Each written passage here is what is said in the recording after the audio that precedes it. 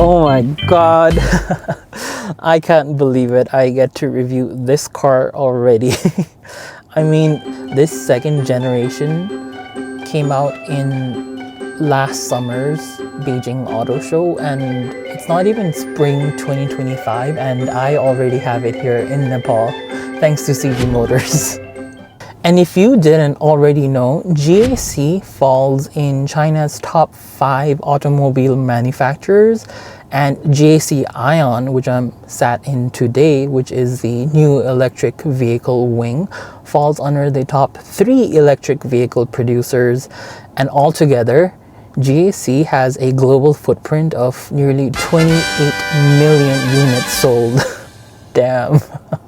Also, the NEV wing, GAC AION, has been making a very steady name for itself. Like, in fact, in 2023, the World Economic Forum actually awarded GAC's Guangzhou plant as a lighthouse in recognition for their capacity to produce reliable and customized electric vehicles.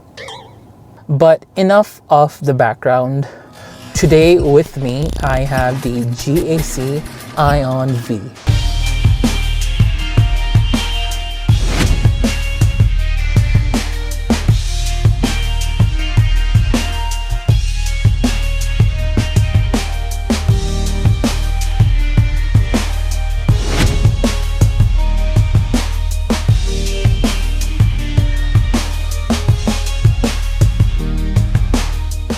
And with me is the AION V top trim called the luxury variant, which has a 75.6 kilowatt hour magazine battery.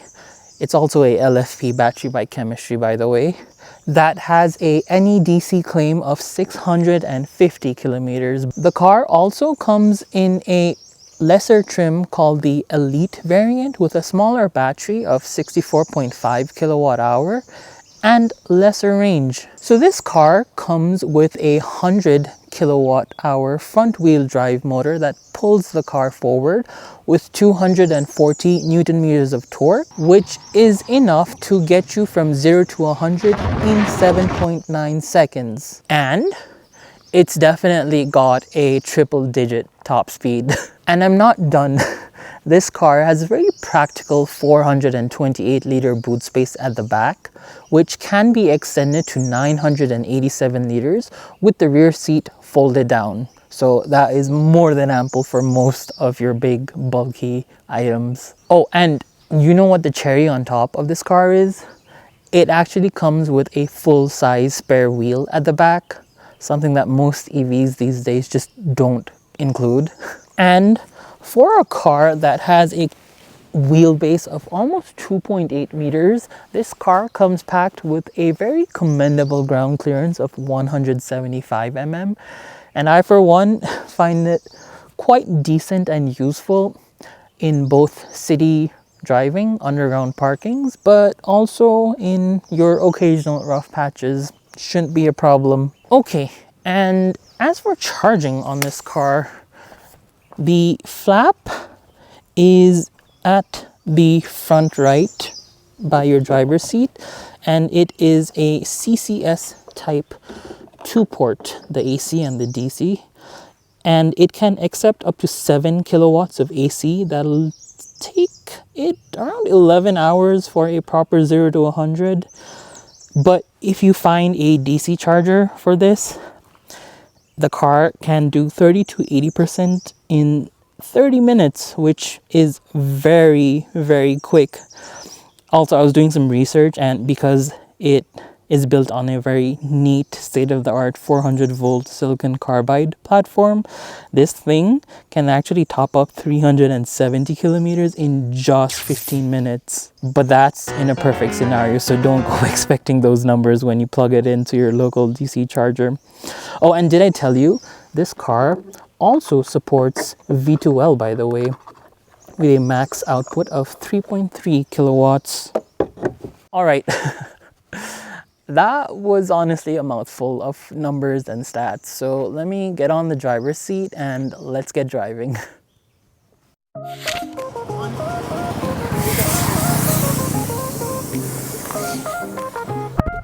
Okay. Memory seats. Love that. Turning the car on. Seatbelts on. Mic clipped.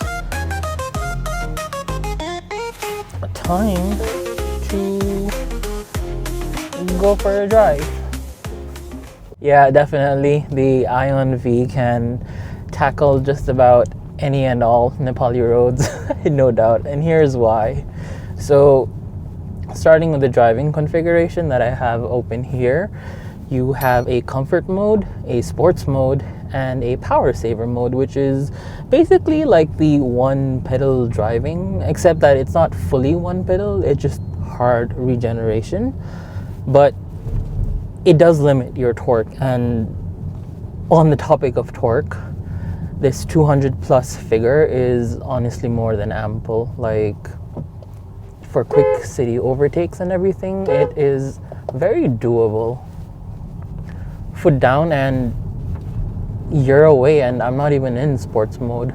Put into sports mode, you get that full torque, and it does pull you back into your seat, but not to that extent that you would be thrashed around. So this definitely is a pass for me. And the brakes on this car are 4 disc brakes, and there are a couple of regenerative braking modes. Like right here, it's called energy recovery. I can have it fully off, I can have it in weak, or I can have it in medium, and I choose medium on this because even the strongest here is not too intrusive.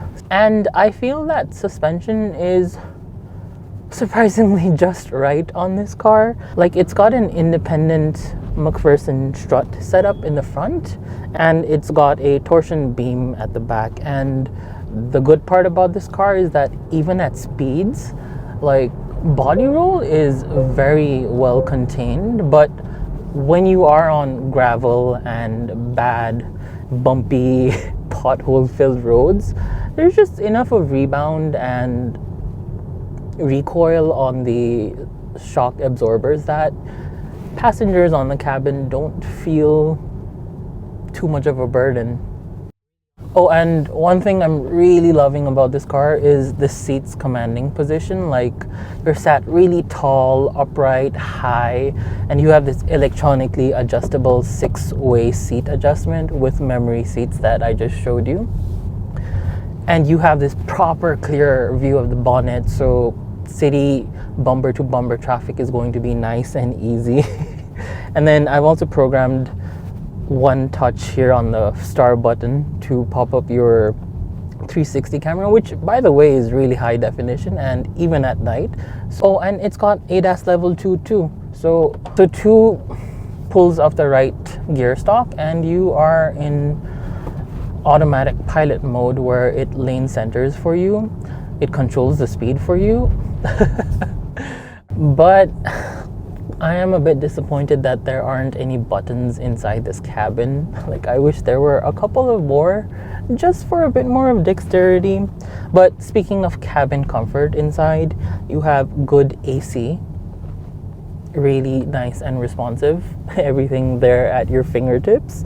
And sound insulation on this car is exceptional. Both the windshield and the front windows are sort of technically soundproof, and you really feel that cabin insulation inside here, especially with the music on. And I'm not going to lie, you are definitely spoiled for features. Like, coming down here, I have my seat heating on, but I can also cool it. I don't want to do that. And I also have a whole array of different massages I can try with different configurations. What? Since when did cars have all of this? But it's not been all rainbows and sunshine on this car. Like, I actually, even if I dig up my infotainment on the energy bar, there's supposed to be a percentage sign somewhere. I only get my distance to empty, so where's that, AION? And the second gripe I've come to still not get over is the fact that my indicators are like tiny indicators on each side of the driver's display, and if my music is loud enough, I can't even hear that beep. Also, another thing that I am just not coming into terms with is how I activate the voice assistant on this car. I think it's a bit cliche. Why don't you tell me if you agree? Hello, baby. I'm listening. Close the sunshade. Okay, sunshades is turned off. Like what? Why that term? Also, I'm not sure, but this is the only car I've tested out where the locking on this is not automatic. Like, I've been driving for quite a while now, and the car still hasn't been locked this entire time. I have to manually lock the car. Quite dangerous. But these are all easy over there software updates someday that I hope AION will push out. And as for the exteriors on this car, well, it's taken inspiration from a Tyrannosaurus Rex. And I guess it does remind me a bit of Jurassic Park. Like, the designers have said that the vertical strips in the headlight are made to look like the claws and talons of a Tyrannosaurus Rex. But what do you think? Drop a comment down below. But yeah, starting at the front, I have had the bonnet open. It's not hydraulic, but everything is covered here, and this is not a frunk. Underneath is your battery and other components. You only get access to a windshield fluid topper right there. All right, nice and heavy. Closing that, you have your AION badging at the front, and then on top of the car, right next to the on test, is where half of your ADAS sensors are kept. You have boneless wipers right there, and then it's a proper LED treatment of lights around the car. Your headlights in front have follow me home features baked in, as well as angle adjustment depending on what you want. And then you have your cameras at the top, but also right in front here.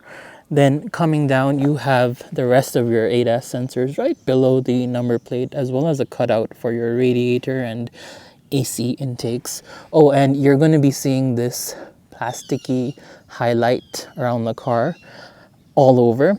I'm not the biggest fan, but it does define its shape quite a bit. Then coming to the side, first of all, you have your charger flap, as I showed you before.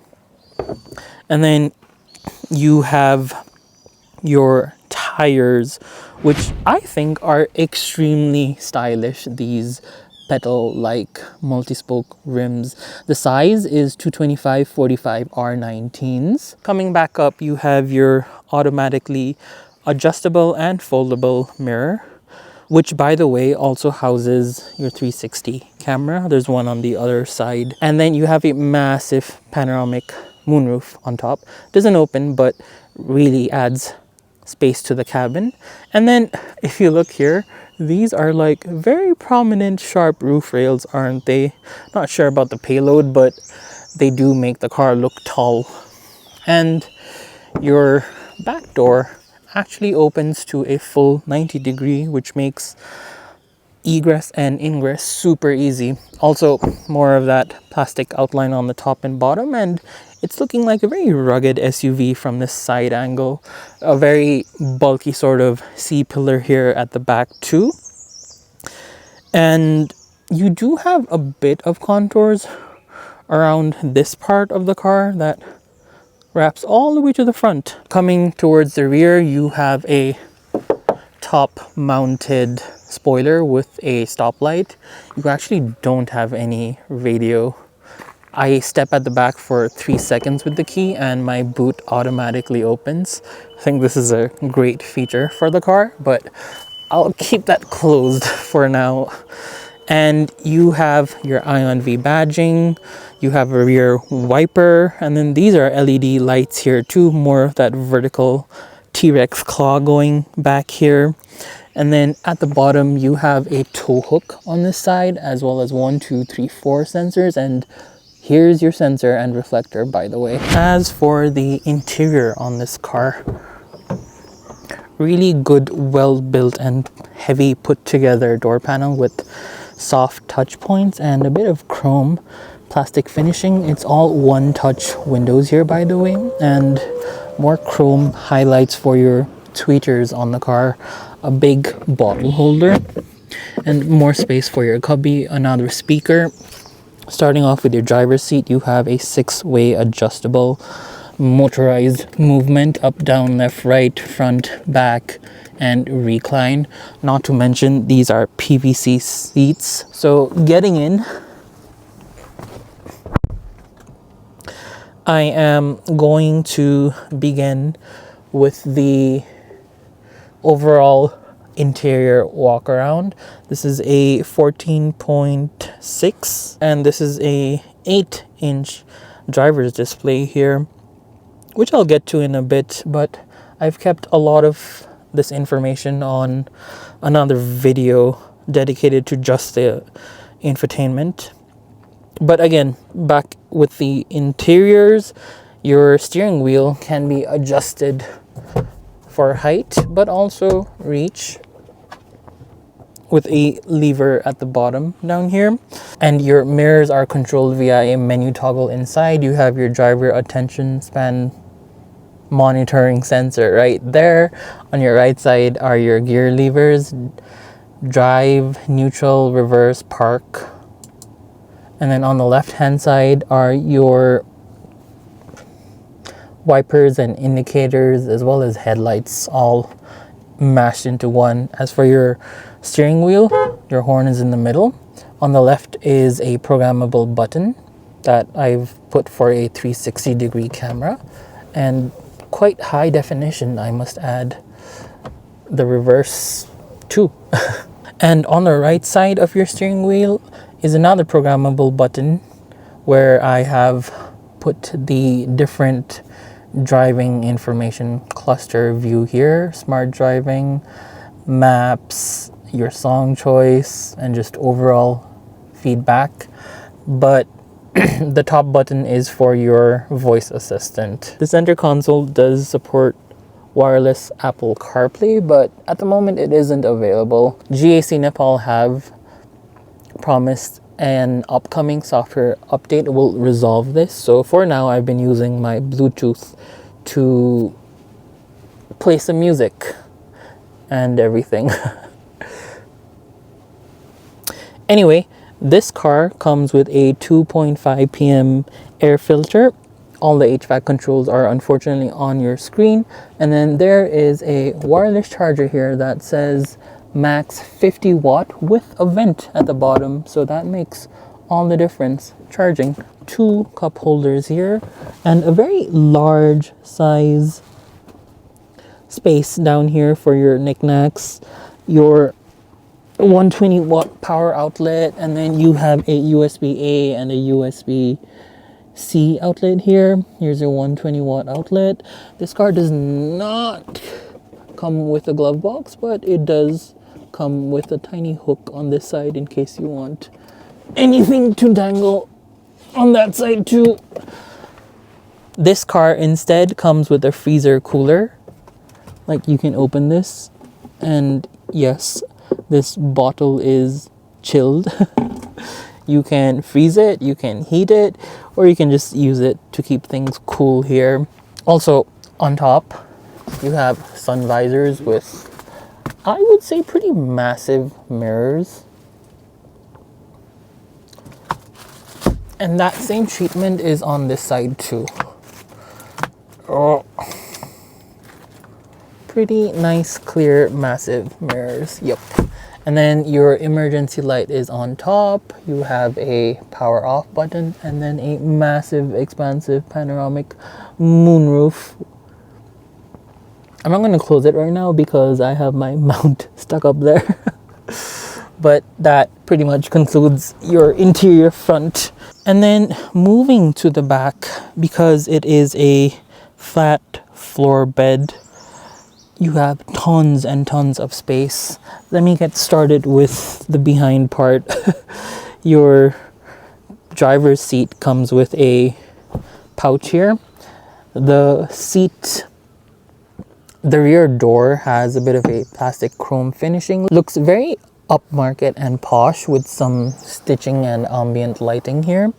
One touch windows at the back and a very decent size cup holder, bottle holder, as well as more storage space. Also, this I think is your rear freezer heater controller. You can do it via the infotainment screen up there, but also from here you can chill it. You can heat it up to 50 degrees, or you can chill it, and then this takes it into freezer mode that goes all the way down to 15 degrees from 50 degrees of heating. One USB-A port at the back, which I thought was a miss because I was expecting a USB-C at the back too, but that's fine. And then on this side though, on the passenger side, you actually have a tray. This is an almost aeroplane-like experience at the back. But even if they have the tray, they also have more space down here for knickknacks. Also, if you see at the back, you actually have a recline adjuster for your back seat, depending on how further back you want to go, followed by a rear armrest with enough space for your bigger cups as well as your phone. Also, the car does have 2 ISOFIX points on the back seat. And if you are curious about legroom at the back space, is more than ample. Like, I could even fold my feet on top, and I have ample knee room, ginormous headroom, great shoulder room, footwell room is absolutely fantastic. I don't know what more you could ask. Oh, and this is the most upright position. I can actually take it all the way back here. So in case I want to be looking up in this expansive moonroof, there is that option too. And because there are so many points of light coming in the moonroof, big expansive windows, even back at the C-pillar, you just feel like you are in such an open and expansive, relaxing space back here.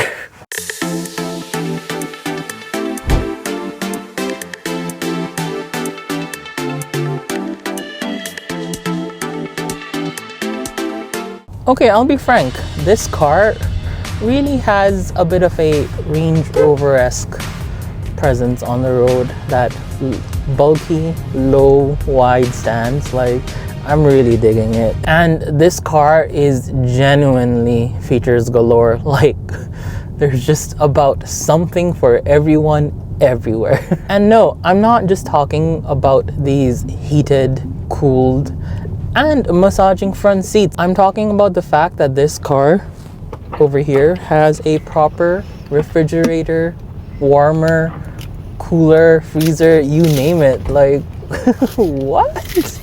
Like, if you look here under body accessories, you even have the option of leaving this compartment on even when you turn off the vehicle and leave. And it works down to 10% of state of charge. Like, as a kid, I remember seeing features like this just available on the epitome of luxury cars like the Rolls-Royce, which would have like a champagne cooler compartment where your rear armrest would go. But now it's available on a mid-size family SUV. Come on, man, what is going on? Also, if you haven't been noticing this red dot here, this car has been continuously monitoring my attention span and other vital levels. Usually in older cars, you're the one who has to say, okay, time for a rest, time to stop driving, but this here, the car does it for you. And on top of this, it's also got 15 other intelligent driver's assists to keep you very safe and comfortable on the road, which I guess brings me to wonder, how far will and can Chinese EVs go from here on outwards? And where does that leave the rest of the market? Anyway, that was me for this review. with the GAC AION V. Do let me know what your favorite features on this car were, and also features that you wouldn't use. And I'll see you on the next one. Peace.